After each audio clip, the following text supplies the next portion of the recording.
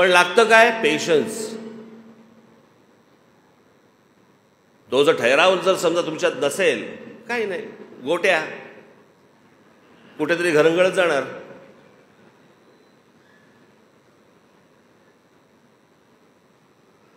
आणि मला ना, मी तुम्हाला खरं सांगतो, मला ना माझ्या कडेवरती माझी पोरं खेळवायची आहेत.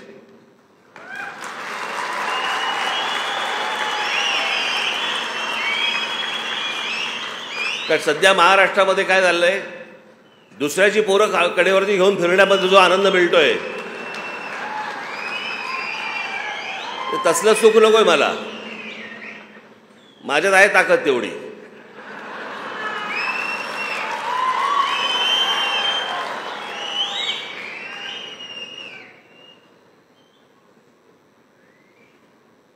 पण हे पक्ष उभं करणं, पक्ष चालवणं, राष्ट्रवादी काँग्रेस पक्ष आपल्या आधी 10 वर्ष अगोदर आला, पण त्याला मी पक्ष नाही म्हणणार.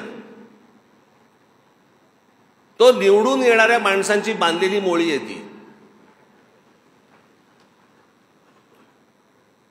आणि शरद पवार साहेब हेच करत आले आजपर्यंत.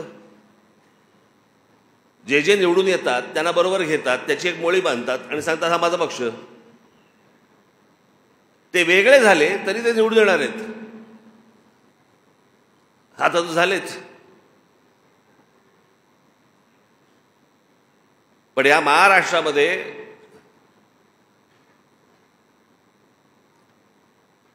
जर खऱ्या अर्थाने जर पक्ष स्थापन कुठचे झाले असतील तर एक पहिला जनसंघ, त्याच्यानंतर शिवसेना आणि त्याच्यानंतर महाराष्ट्र नवनिर्माण सेना.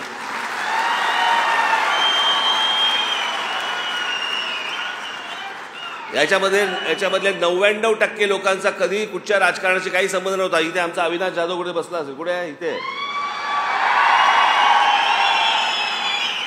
या पक्षात यायच्या आधी काय करत होता विचारा? काही नाही. म्हणजे तो काम करत होता पण राजकीय दृष्ट्या काही करत नव्हता, कुठच्याच पक्षात नव्हता.